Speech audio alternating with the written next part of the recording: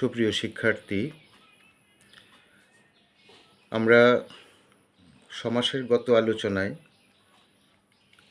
মধ্যপদলোপী কর্মধারয় সমাস শেষ করেছিলাম।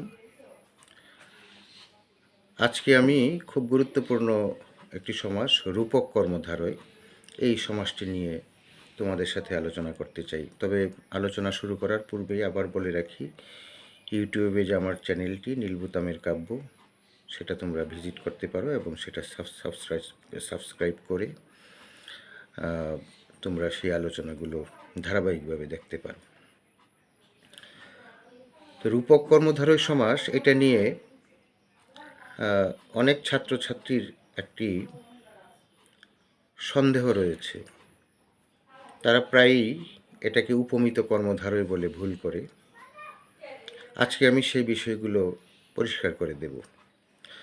আমরা ছোটকাল থেকেই দেখে আসছি, রূপক কর্মধারয় মানেই ব্যাসবাক্যে একটি রূপ শব্দটি থাকবে, যেমন মন মাঝি, মন রূপ মাঝি, তারপরে বিষাদ সিন্ধু, বিষাদ রূপ সিন্ধু।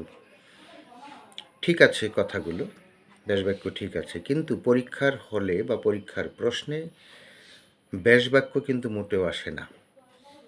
আসে সমাস নির্ণয়, অর্থাৎ সমস্ত পদটি দেওয়া থাকবে, তোমাকে সমাস নির্ণয় করতে হবে। এই ক্ষেত্রে এইখানে গিয়েই ছাত্ররা ফাঁদে পা দেয়, উপমিত বলে অনেক সময় ভুল করে।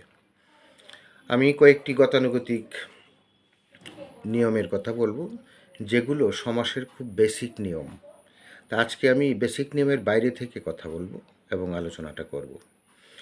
যেমন অনেক ছাত্রছাত্রী এভাবে পড়ে রূপক কর্মধারয় যে পূর্বপদ অদৃশ্য, ধরা যায় না, ছোঁয়া যায় না, এটা অদৃশ্য, আর পরপদ দৃশ্যমান। যেমন মন মাঝি, মন ধরা যায় না, মাঝি ধরা যায়, ছোঁয়া যায়, এটা দেখা যায়, কিন্তু মন ধরাও যায় না, ছোঁয়াও যায় না, দেখাও যায় না। তদ্রূপ বিষাদ সিন্ধু, বিষাদ মানে দুঃখ, এটা দেখা যায় না, ধরা যায় না, ছোঁয়া যায় না, কিন্তু সিন্ধু মানে সাগর, এটা দেখা যায়। আবার শোকানল, শোক মানে দুঃখ, দুঃখ দেখা যায় না, ধরা যায় না, ছোঁয়া যায় না, অনল দেখা যায়। এভাবে আমরা মুখস্থ বিদ্যায় পারদর্শী হয়ে উঠি এবং রূপক কর্মধারয়কে কোনো সমাসই মনে হয় না। কিন্তু মূল পয়েন্টটা হলো, পরীক্ষার প্রশ্নে কিন্তু ব্যাসবাক্য আসে না, আসে সমাস নির্ণয় করো। এই ক্ষেত্রে আমাকে বুঝতে হবে এটা আসলে রূপক কর্মধারয় সমাস কি না। আবার আমি এই সমাসটাকেই অন্য সমাসে রূপান্তরিত করতে পারি। যেমন যদি বলি বিষাদ সিন্ধু, যদি কেউ লেখে বিষাদ ও সিন্ধু দ্বন্দ্ব সমাস, যদি লেখে বিষাদের সিন্ধু ষষ্ঠী তৎপুরুষ, তাহলে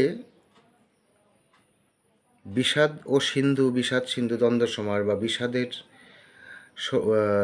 বিষাদের সিন্ধু ষষ্ঠী তৎপুরুষ, মূলত দুটি ভুল কনসেপশন। বিষাদরূপ সিন্ধু, বিষাদ সিন্ধু, এটা রূপক কর্মধারয় সমাস, সেটা ঠিক আছে, কিন্তু আমি কিভাবে বুঝলাম যে এটা রূপক কর্মধারয় সমাস?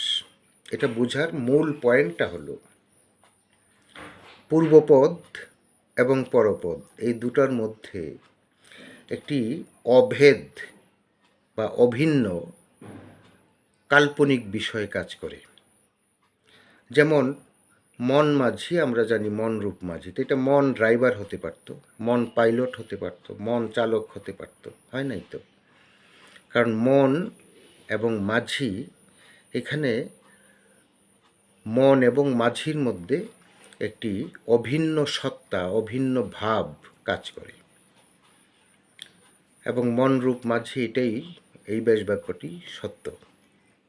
তাহলে আমি কিভাবে ধরলাম যে এটা রূপক কর্মধারয়? কারণ এই যে বললাম যে পূর্বপদ এবং পরপদের মধ্যে একটি অভেদ বা অভিন্ন ভাব কাজ করে। আরেকটা বিষয় হলো, পূর্বপদ ধরা যায় না, ছোঁয়া যায় না বা দেখা যায় না, পরপদ ধরা যায়, দেখা যায়, ছোঁয়া যায়। কিছুক্ষণ আগে আমি বলেছি যে মন রূপ মাঝি, মন মাঝি, মন দেখা যায় না, ধরা যায় না, বিষাদ দেখা যায় না, ধরা যায় না। কিন্তু যদি আমি বলি দেহ ঘড়ি, এখন কিন্তু পূর্বের কনসেপশন ভুল। দেহ ঘড়ি, দেহ দেখা যায়, ঘড়িও দেখা যায়।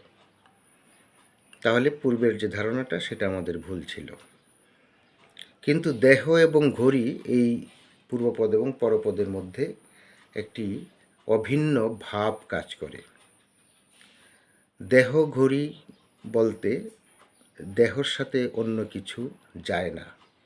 অর্থাৎ একটা ঘড়ি যেরকম নিরলসভাবে সে সক্রিয় থাকে এবং যখন সে বন্ধ হয়ে যায় তখন ঘড়িটা অকার্যকর, ঠিক তেমনি দেহটা এই ঘড়ির মতো চলছে তো চলছেই, যখন এটা বন্ধ হয়ে যাবে, এটার কাজ বন্ধ হয়ে যাবে, তখন এই দেহের ভিতরে যে আত্মাটা অর্থাৎ ঘড়িটা সেটা স্তব্ধ হয়ে যায়, যেটাকে আমরা মৃত্যু বলি।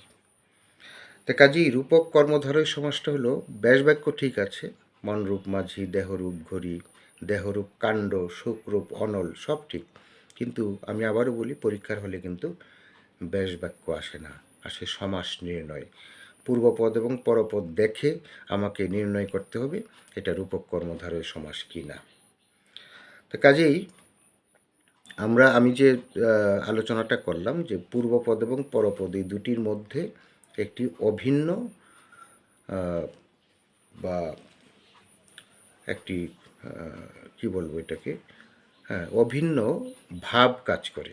অর্থাৎ এই দুটির মধ্যে একটা অভিন্ন সত্তা, অভিন্ন ভাব, অভিন্ন অর্থ বহন করে এই রূপক কর্মধারয় সমাসটা আমাদের নির্ণয় করতে হবে।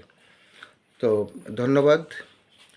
আজকে আমরা পরবর্তীতে সাধারণ কর্মধারয় সমাস যেটা বাকি রয়েছে সেটা আলোচনা করে তারপরে আমরা বাকি যে সমাসগুলো আছে সেগুলো আলোচনা করব।